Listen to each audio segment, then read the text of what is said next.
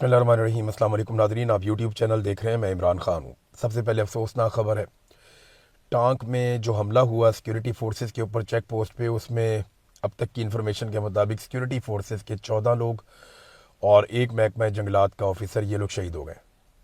इंतहाई अफसोसनाक वाक़या है और रोज़ाना की बुनियाद पर लगातार ये वाक़यात हो रहे हैं। देखिए, ये तकलीफ़ दे वाक़यात हैं। जो आदमी भी अपने घर से निकलता है वो शहीद होने के लिए नहीं निकलता। इनमें कोई बीवी बच्चों वाला है, कोई माँ बाप वाला है, इनके भी बहन भाई हैं, इनकी भी फैमिलीज़ हैं।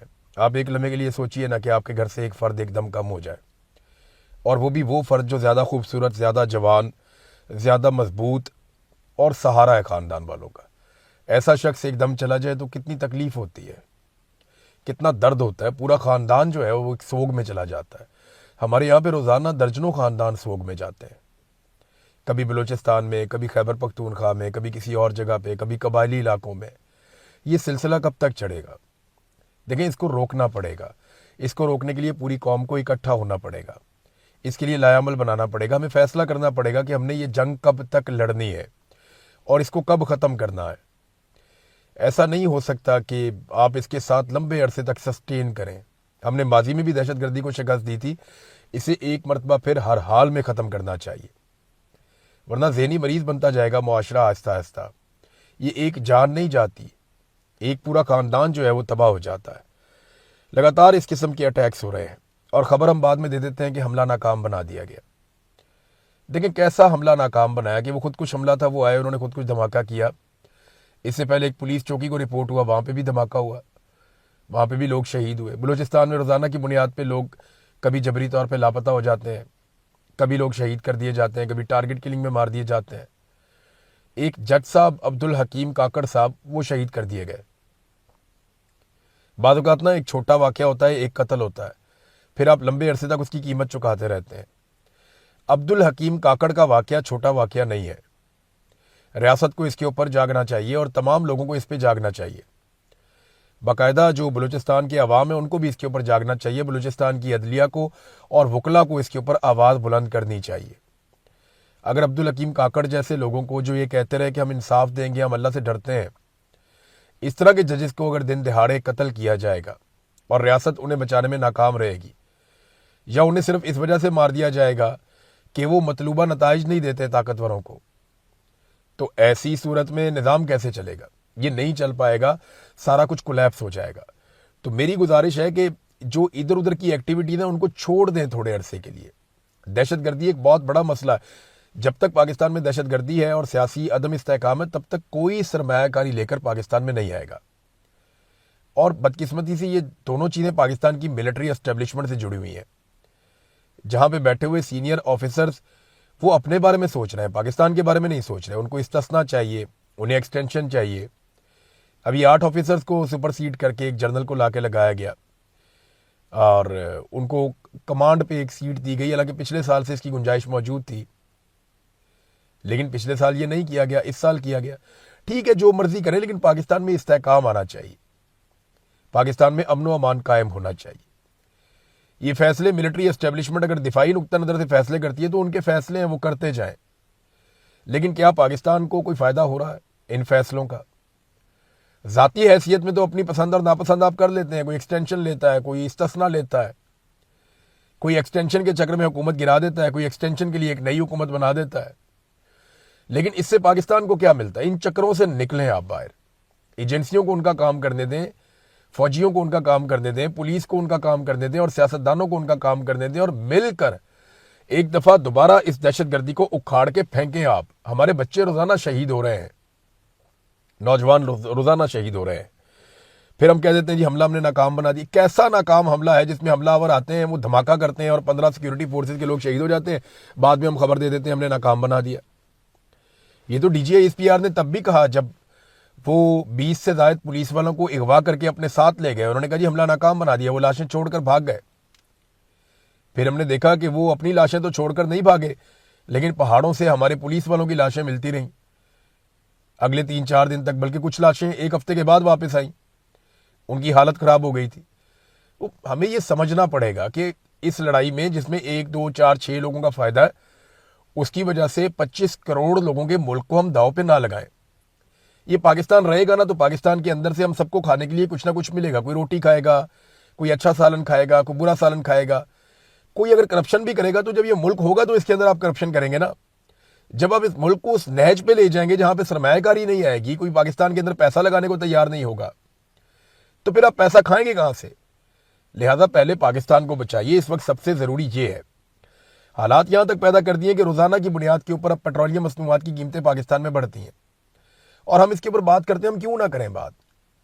ماضی میں جن لوگوں کی آج حکومت ہے, یہ لوگ ماضی میں اس پہ بات کرتے رہے نا, رولا ڈالتے رہے نا. جب 1 روپے پیٹرول کی قیمت بڑھتی تھی عمران خان کے دور میں, یہ چھلانگیں مارتے تھے, شور مچاتے تھے. خواجہ سعد رفیق نے 117 روپے لیٹر پیٹرول کے اوپر ایسا خوفناک ٹویٹ کیا تھا کہ لگتا تھا قیامت آنے والی ہے. اور آج جو قیمت ہے وہ 383 روپے ڈیزل کی, اور پیٹرول جو ہے وہ 335 روپے ہے. حالانکہ ابھی بھی عالمی منڈی میں پیٹرولیم مصنوعات کی قیمتیں جو ہیں عمران خان صاحب کے دور حکومت کی نسبت کم ہے.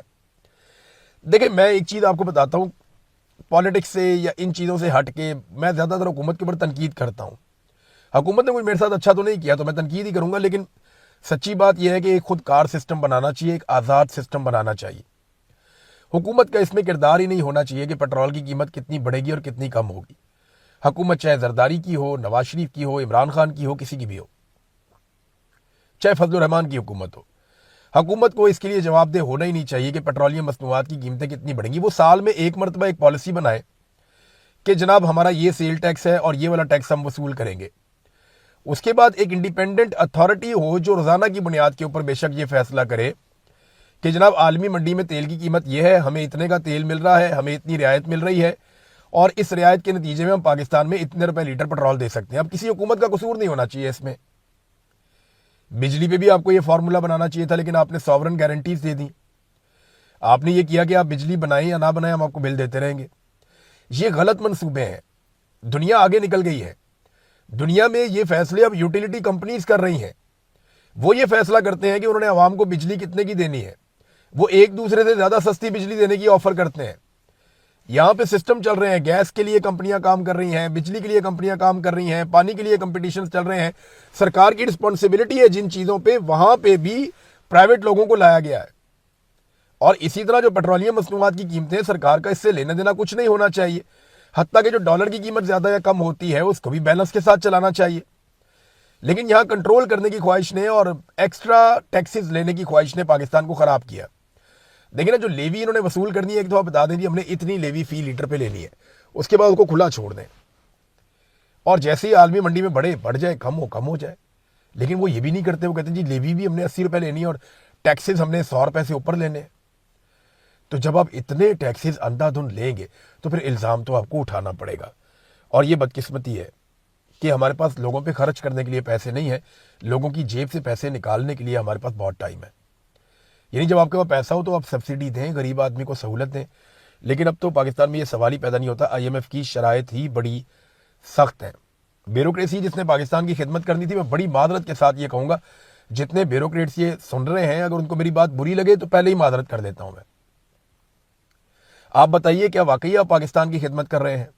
میں سچ بتا رہا ہوں, میرا تقریباً 20 سال کا صحافتی ایکسپیرینس ہے. 20 سال میں دفاتر میں جاتا رہا, بیوروکریٹس کو ملتا رہا, بہت سارے میرے دوست بھی ہیں, میں ان کے ساتھ کام کرتا رہا, سیکھتا رہا, دیکھتا رہا. اس سے پہلے بھی پاکستان میں رہتا تھا.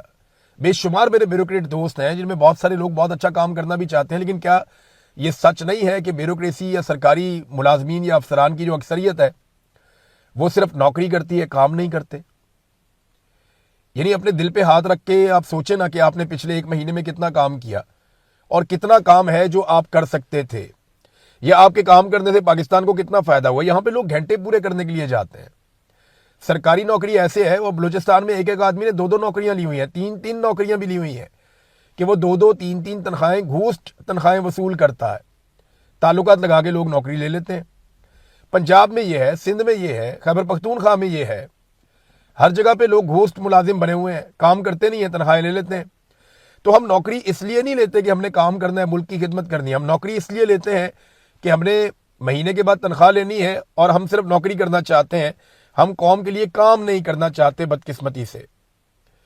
اب ناظرین, ایک اور چیز میں آپ کے سامنے رکھ دیتا ہوں کہ آج کے دن میں علیمہ خانم نکلیں گی مردان والے علاقے میں, وہ ٹریٹ موومنٹ کے لیے یا لوگوں کو موٹیویٹ کرنے کے لیے, لوگوں کو نکالنے کے لیے وہ ایک دوبارہ سے مومنٹم بنانے کی کوشش کر رہی ہیں تاکہ لوگوں کو ہوش آئے, لوگ تگڑے ہوں, اور ایک مرتبہ پھر وہ لوگ اڈیالہ کے لیے نکلے یا اسلام آباد کے لیے نکلے, لوگ احتجاج کریں دوبارہ سے. تو علیمہ خانم دوبارہ آج کوشش کریں گی. ابھی تک ان کو خیبر پختونخوا کے لوگوں نے اچھا رسپونڈ کیا ہے. اب دیکھتے ہیں کہ آج انہیں کیسا رسپونڈ کرتے ہیں مردان کے اور آس پاس کے لوگ. لیکن سہیل آفریدی صاحب کے اوپر ساروں کی نگاہیں لگ گئی ہیں, نہ صرف اپوزیشن کی, پاکستان تحریک انصاف کے لوگوں کی, عمران خان صاحب کی فیملی کی, پاکستان کی میڈیا کی, بلکہ پاکستان کی عدلیہ اور حکومت کی بھی یا اسٹیبلشمنٹ کی بھی نظریں سہیل آفریدی پہ ہیں. اسٹیبلشمنٹ نہیں چاہتی کوئی سنجیدہ ایفرٹ ہو عمران خان صاحب کو جیل سے نکالنے کے لیے, یا کوئی نئی تحریک جس کا انہیں سامنا کرنا پڑے, وہ نہیں چاہتے. کیونکہ پہلے بڑی مشکل سے انسانوں کو قتل کر کے اس کو کچلا گیا. اب دوبارہ سے اگر لوگ نکلیں گے پھر قتل عام کرنا پڑے گا, اور اگر نہ کر پائے قتل عام تو چیزیں ہاتھ سے نکل جائیں گی, لوگ اگر بہت بڑی تعداد میں آ گئے تو سہیل آفریدی کا ایک بڑا ٹیسٹ ہے, اور مجھے ایسا لگتا ہے کہ شاید ان کے پاس یہ آخری موقع کی طرح ہے. یہ جو 5 اگست ہے, اگر اس کے اوپر کوئی وہ بہت واضح حکمت عملی دے دیتے ہیں اور لمبا چوڑا اناؤنسمنٹ نہیں کرتے, اور وہ یہ کہتے ہیں جناب بس یہ فائنل راؤنڈ ہے, اب ہم نے ایسے ایسے کر کے کرنا ہے اور اس دن ہم نکل جائیں گے, اگر وہ وضاحت کے ساتھ آ جاتے ہیں تو پھر صورتحال کچھ اور ہوگی. ان کے پاس بھی اب موقع کم رہ گیا نا. تو اسی لیے جو 2 چیزیں ہیں, ایک جو رہائی فورس عمران خان صاحب کی بنائی تھی سہیل آفریدی نے, اس پہ, اور ایک جو 9 مئی کے مقدمات خیبر پختونخوا کے حوالے سے ہیں ان پہ آئینی عدالت میں طلب کر لیا گیا ہے, اور یہ کیس وہاں پہ سہیل آفریدی والے لگا دیے گئے ہیں تاکہ سہیل آفریدی پہ دباؤ ڈالا جا سکے کہ جناب اگر آپ نے احتجاج کرنا ہے تو پھر ہمارے پاس یہی رستہ ہے. دیکھیں اس میں ہوگا کیا, جب سہیل آفریدی نہیں پیش ہوگا اس کے بعد احتجاج کرنے آئے گا تو اس کو پکڑ کے بند کر دیں گے. تو ایک وزیر اعلیٰ کو گرفتار کرنا آپ کو بہت بڑی بات نہیں رہے گی پاکستان میں, سارا کچھ ہی انہوں نے کر کے دیکھ لیا. بہت ممکن ہے کہ ایک وزیر اعلیٰ کو ایک دوسرے صوبے سے یا اسلام آباد کی حدود سے گرفتاری کر لیا جائے. آپ نے دیکھا نا کہ علی امین گنڈا پور صاحب کئی گھنٹے غائب رہتے تھے. آج علی امین گنڈا پور وزیر اعلیٰ نہیں ہے, لیکن جب کبھی وہ مستقبل میں کتاب لکھیں گے یا کوئی چیز وہ لکھیں گے یا ان کی فیملی لکھے گی یا ان کے قریبی لوگ لکھیں گے, اگر انہوں نے اس میں سچ لکھا تو وہ یہ بتائیں گے کہ ان کو کون سے افسر اٹھا کے یا بلا کے کہاں لے گئے تھے اور وہاں کیا ڈسکشنز ہوتی رہی ہیں. یہ سارے پول ایک وقت آتا ہے تاریخ میں کھل جاتے ہیں. بعض اوقات جن کے ساتھ ہو رہا ہوتا ہے وہ کھول دیتے ہیں, بعض اوقات جو کر رہے ہوتے ہیں وہ خود ہی پول کھول دیتے ہیں, اور یہ چیزیں سامنے آ ہی جاتی ہیں. 8-10 سال 5 سال 7 سال اب زیادہ دیر چھپی نہیں رہتی. تو سہیل آفریدی کے پاس یہ ایک موقع ہے. کچھ لوگ یہ خبریں دے رہے ہیں کہ جیل میں عمران خان صاحب کی حالت ٹھیک نہیں ہے. دیکھیں میرے پاس جو عمران خان صاحب کے حوالے سے آخری خبر آئی تھی وہ میں نے اب لگ بھگ 1 مہینہ ہونے والا ہے, میں نے تب وہ خبر دی تھی. لیکن وہ خبر جس نے مجھ تک پہنچائی تھی اس کو بھی یہ خبر جو ملی ہے وہ سورس تقریباً 1-1.5 مہینے پرانی بات ہے. یعنی میں نے آپ کو بتایا تھا کہ عمران خان صاحب کی صحت بہتر ہے, ان کی آنکھ کے مسائل چل رہے ہیں, اور انہوں نے اپنی بہنوں کے حوالے سے ایک پیغام بھیجا تھا. یہ میں نے آپ کو بتایا تھا. وہ پیغام جو ہے وہ کسی طرح ان کی بہنوں تک, ان کی فیملی تک پہنچ بھی گیا تھا. اس وقت وہ 1 لائنر ہی تھا اور وہ کسی اور ذریعے سے آیا تھا. اب میرا اس وقت سوال یہ ہے کہ ابھی عمران خان صاحب کی صحت کے حوالے سے خیبر پختونخوا اور اسلام آباد کے کچھ صحافی دعوے کر رہے ہیں, اور وہ یہ کہہ رہے ہیں جی عمران خان صاحب کی صحت اب کمزور ہو گئی ہے. یہ ان کا دعویٰ ہے. وہ یہ دعویٰ کر رہے ہیں کہ نہ صرف ان کی صحت کمزور ہو گئی بلکہ ایک صحافی نے تو یہاں تک کہا کہ جناب ان کے کوئی ہاتھ کانپتے ہیں عمران خان صاحب کے. اب یہ 2.5 مہینے میں ایسا کیا ہوا؟ دیکھیں میں ابھی آپ کو یقین سے نہیں کہہ سکتا کہ یہ خبریں سچ ہیں. بعض اوقات صحافیوں کو یقین دلا دیا جاتا ہے کہ جو خبر آپ کو دی جا رہی ہے وہ سچ ہے, اور وہ سچ نہیں ہوتی, کیونکہ کئی خبریں ایسی ہیں جن کو آپ سیکنڈ اوپینین آپ لے ہی نہیں سکتے اس میں. مثال کے طور پہ کوئی آدمی آ کر آپ کو یہ کہتا ہے کہ میں آپ کو پورا یقین دلاتا ہوں, میں حلف لے کر آپ کو کہتا ہوں عمران خان صاحب کو فلانا بندہ ملا ہے اور عمران خان صاحب کی یہ حالت تھی. اب آپ تصدیق کیسے کریں گے؟ آپ جیلر سے پوچھیں گے وہ آپ کو کچھ نہیں بتائے گا. عمران خان صاحب کی فیملی سے پوچھیں گے وہ کہیں گے جی ہمیں تو ملے ہی نہیں کبھی. ان کے ساتھیوں سے پوچھیں گے وہاں بھی نہیں پتا. آپ جیل میں گھسنے کی کوشش کریں گے سوال ہی پیدا نہیں ہوتا. ملاقات کی کوشش کریں گے وہ بھی نہیں. آپ کچھ بھی کر لیں گے آپ اس کو ری کنفرم نہیں کر پائیں گے. تو بعض اوقات صحافیوں کو ایسے سورسز خبر دیتے ہیں جن کو آپ تصدیق کرنا ممکن نہیں ہوتا, پھر وہ سورسز سے کر کے وہ خبر بعض اوقات دے دیتے ہیں. اس طرح کی خبریں آ رہی ہیں جن کی تصدیق نہیں کی جا سکتی کہ عمران خان صاحب کی صحت کتنی خراب ہے, لیکن ملٹیپل سورسز یہ دعویٰ کر رہے ہیں کہ ان کی صحت پہلے کی نسبت خراب ہے. تو اب ایک انتہائی صحت مند آدمی اچانک ان کی آنکھیں خراب ہو جاتی ہیں, بعد میں ان کی اس قسم کی شکایات جو ہے وہ ابھی جو میڈیا رپورٹ کر رہا ہے. تو ایسا کیا کیا گیا عمران خان صاحب کے ساتھ کہ ان کی فیملی کی اور ڈاکٹروں کی ملاقاتیں بھی بند کروا دی گئی, انہیں قید تنہائی میں ڈال دیا گیا, اور اس کے بعد پتہ چلتا ہے یا صحافی یہ کلیم کرتے ہیں اپنے سورسز سے کہ جناب اب ان کی حالت اچھی نہیں ہے. تو یہ بڑے سوالات ہیں, اس پہ عالمی سطح پہ آواز اٹھنی چاہیے. ان کے بیٹے نے بھی حال ہی میں آواز اٹھائی, بہت سارے اور لوگ کوشش کر رہے ہیں, بین الاقوامی سطح پہ اس پہ آواز اٹھتی رہتی ہے, مزید آواز اٹھنی چاہیے. عمران خان صاحب سے ان کی فیملی کی ملاقات کروانی چاہیے, ان کے ڈاکٹروں کی زیر نگرانی ان کا علاج کروانا چاہیے. جیل سے کب باہر آنا ہے, مجھے نہیں لگتا کہ عمران خان کو اب کوئی جلدی ہے جیل سے باہر آنے کی. جلدی ہوتی وہ آ جاتے. جیل کا چھوٹا والا پھاٹک تو کھلا ہوا ہے, عمران خان نے سر جھکانا ہے, نیچے سے باہر آ جانا ہے. لیکن وہ کہتا ہے میرے لیے بڑا والا پھاٹک کھولو, بڑا دروازہ. میں جیسے عزت کے ساتھ جیل کے اندر گیا تھا ویسے ہی باہر آؤں گا, پنگا وہیں پھنسا ہوا ہے. تو عمران خان صاحب ڈیل ویل کر کے جلدی باہر آنے کے چکر میں تو ہے نہیں, جو بظاہر دکھائی دیتا ہے. اور آخری ڈیل کی جو کوشش کی گئی وہ بھی اسی طرح کی تھی جیسے پہلے کی گئی, اور جواب بھی بالکل ویسے ہی تھا جیسے عمران خان صاحب پہلے جواب دیتے تھے. تو انہوں نے تو اپنے رستے عمران خان صاحب نے بند کیے ہیں. تو بات یہ کہ آپ نے جیل میں رکھنا ہے عمران خان صاحب کو, تو کم سے کم ان کو ان کے حقوق دے کر جیل میں رکھیں, کیونکہ کل کو باقی لوگوں نے بھی جیلوں میں جانا ہے. پھر یہ اپنے حقوق مانگیں گے تو کیا ان کو جواب ملے گا. لہذا اس بات کا خیال رکھیں کہ جو آدمی جیل میں ہے اس کو اس کے حقوق ملیں. حقوق سب کو ملنے چاہیے. پاکستان پیپلز پارٹی پنجاب میں جلسہ کرنا چاہتی ہے, وہ مینار پاکستان بہت لمبے عرصے کے بعد آئے, انہوں نے کہا جی یہاں پہ ہم نے جلسہ کرنا ہے. ان کا بالکل حق ہے, ان کو جلسہ کرنے کی اجازت ملنی چاہیے. ہر پولیٹیکل پارٹی وہ جس شہر میں, جس علاقے میں, جس صوبے میں جہاں چاہے جلسہ کرنا, انہیں جلسہ کرنے کی اجازت ملنی چاہیے. لیکن پیپلز پارٹی کے لوگوں نے شکوہ کیا کہ ان کے اوپر وہاں پہ کچھ تشدد کیا گیا پولیس کی جانب سے. یہ انتہائی قابل مذمت ہے, اور انتظامیہ نے ان کے ساتھ اچھا رویہ نہیں رکھا. پیپلز پارٹی کے لوگ کہہ رہے ہیں جی ہمارے رستے میں روڑے اٹکائے جا رہے ہیں. پی ایم ایل این کو پتہ نہیں کیوں لگتا ہے کہ پنجاب جو ہے ان کے باپ کی جاگیر ہے. انہیں پتہ نہیں کیوں لگتا ہے کہ لاہور کے اندر کوئی اور جلسہ کرے گا تو نواز شریف کی توہین ہو جائے گی. یعنی اگر نواز شریف لاہور میں جلسہ نہیں کر سکتا تو اس میں باقی پولیٹیکل پارٹیز کا کیا قصور ہے. اگر نواز شریف کو لاہور کے لوگ پسند نہیں کرتے یا ان کا مذاق اڑاتے ہیں تو جو باقی پولیٹیکل لیڈرز ہیں ان کا کیا قصور ہے کہ وہ لاہور میں جلسہ نہ کر پائیں. اگر مینار پاکستان کو نواز شریف اور اس کا پورا خاندان مل کر نہیں بھر سکتا تو باقی پولیٹیکل پارٹیز کو آپ کیوں روکتے ہیں کہ وہ بھی وہاں پہ جا کے جلسہ نہ کریں. پیپلز پارٹی کو فری ہینڈ دیں, وہ جائیں جا کے جلسہ کریں, دیکھ لیتے ہیں وہاں کتنے لوگ آتے ہیں. سندھ سے لوگ آ جائیں گے, ملتان سے لوگ آ جائیں گے, یہاں جی ٹی روڈ سے لوگ آ جائیں گے, الگ الگ قائدین بسیں بھر کے لوگوں کو لے آئیں گے. امید ہے جب وہ پورے پنجاب کا کراؤڈ اکٹھا کریں گے لاہور میں تو ایک اچھا جلسہ ہو جائے گا.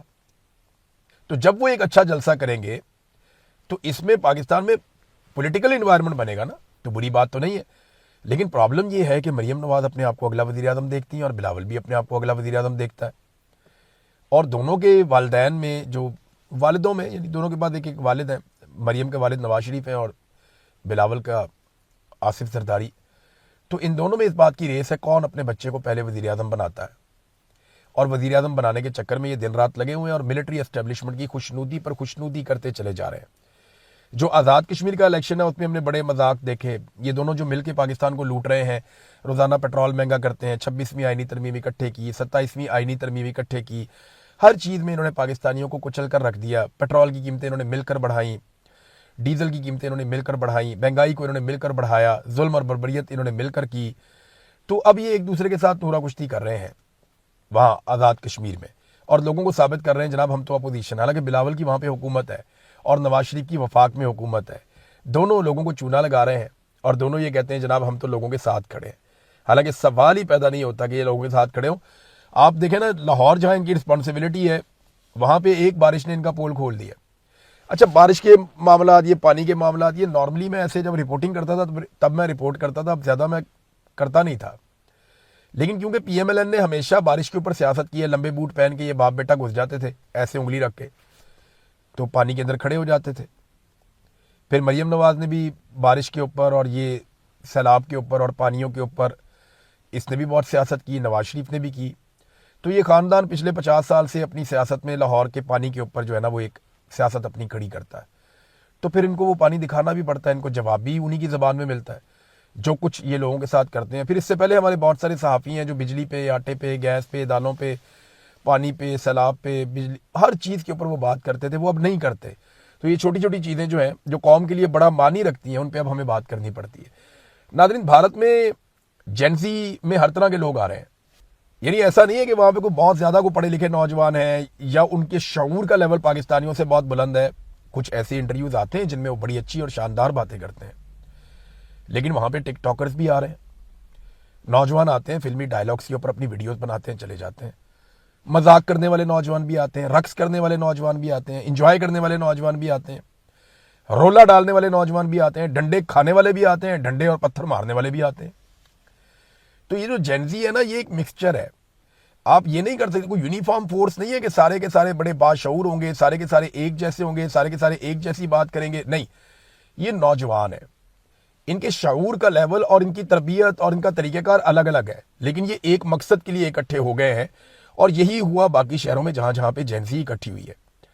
اور اس مرتبہ یہ جو سارا کچھ ہو رہا ہے یہ بھارت میں ہو رہا ہے۔ مودی سرکار نے آج کا دن مانگا ہوا ہے، اور آج مودی سرکار فیصلہ کرے گی۔ وزیر تعلیم کے حوالے سے ان کو فیصلہ کرنا ہے، کیونکہ جینزی کہہ رہے ہیں کہ جب تک ہم وزیر تعلیم کا استعفیٰ نہیں لیتے تو کاکروچ جنتا پارٹی پیچھے نہیں ہٹے گی۔